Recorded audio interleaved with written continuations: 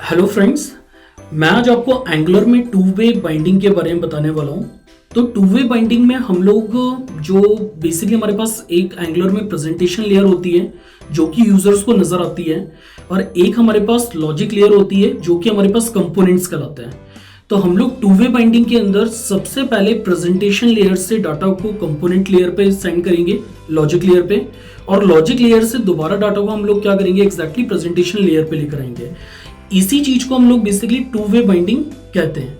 तो मैं आपको एक बिल्कुल इजीएस्ट एग्जांपल से स्टार्ट करूंगा, और मैं आपको एकदम से जो एंगुलर का टू वे बाइंडिंग के लिए हमारे पास कोड होता है उसे यूज नहीं करेंगे। हम लोग एक बार लॉजिकल देखेंगे कि हम किस तरीके से वर्क करता है।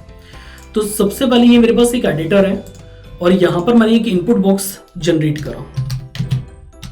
तो मैं यहां पर आपके पास जस्ट 2-3 BR पुटअप करूं।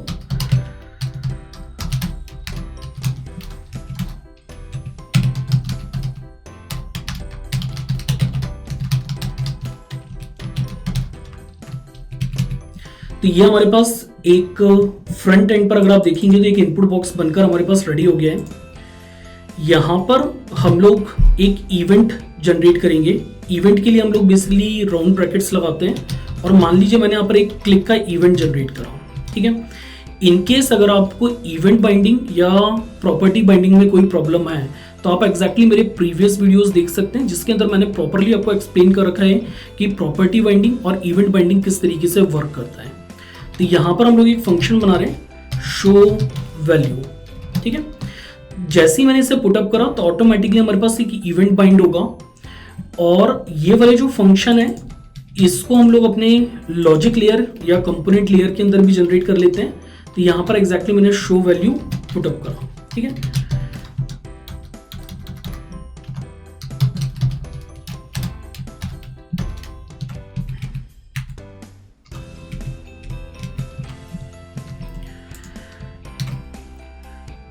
यहां से हम लोग इस इनपुट बॉक्स का एक ऑब्जेक्ट पास करेंगे। तो मैंने यहां पर एक इवेंट पास कर दिया है, और इसके बाद हम लोग यहां पर क्या करते हैं कि मैंने 2-3 जस्ट सिंपल BR पुटअप किए। अगेन यहां पर आपको डाटा को सही डिस्प्ले करवाने के लिए।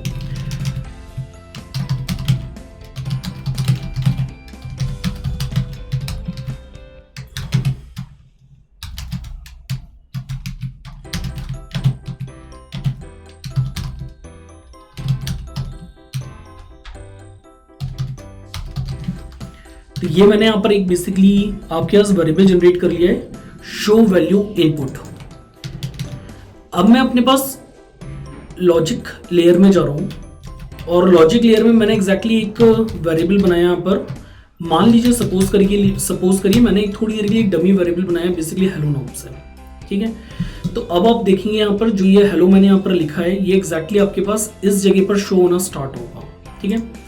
तो मैं इधर पहुंचा, ये मेरे पास डिफॉल्ट के अंदर वैल्यू लिखी हुई आ रही है, ठीक है। बट मैं ये चाहता हूं कि जो मैं इनपुट बॉक्स में लिखूं वो वाली जो वैल्यू है वो ऑटोमेटिकली मेरे पास यहाँ पे डिस्प्ले हो।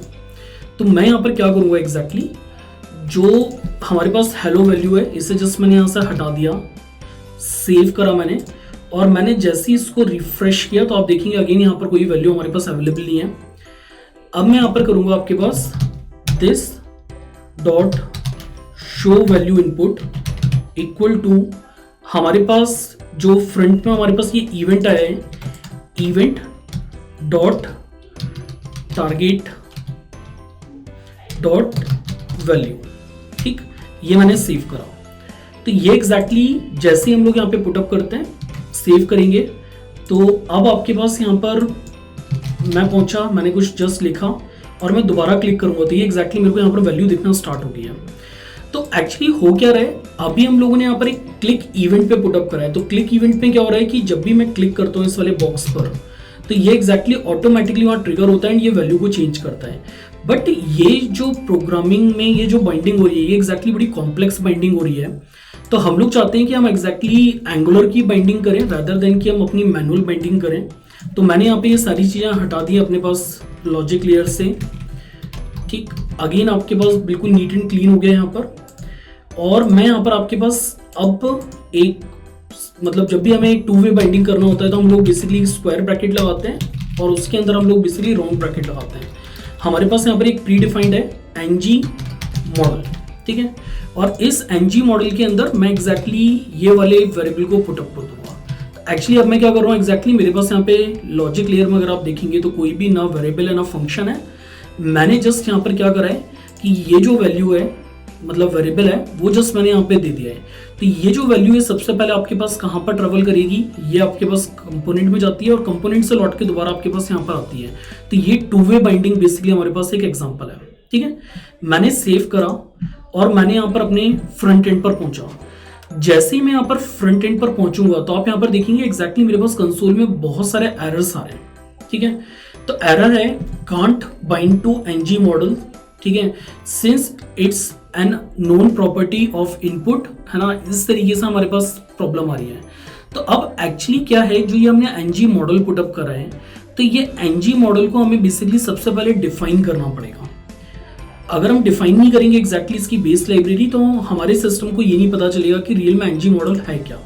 तो हम यहाँ पर कहाँ जाएंगे, जो हम लोगों ने अपने फर्स्ट स्टार्टिंग जब सेटअप किया था तो हमारे पास एक app.module.ts टाइप स्क्रिप्ट फाइल आई थी।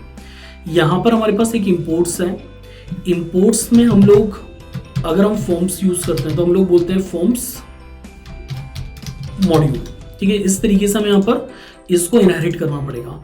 पर मेरे पास यहाँ पर ये अभी एरर दे रहा है, तो इसका रीजन क्या है कि हमने इंपोर्ट में फॉर्म्स मॉड्यूल लिख दिया है कि हमें इंपोर्ट करना है, बट हमने बेस लाइब्रेरी यहाँ पर इंक्लूड नहीं करी है।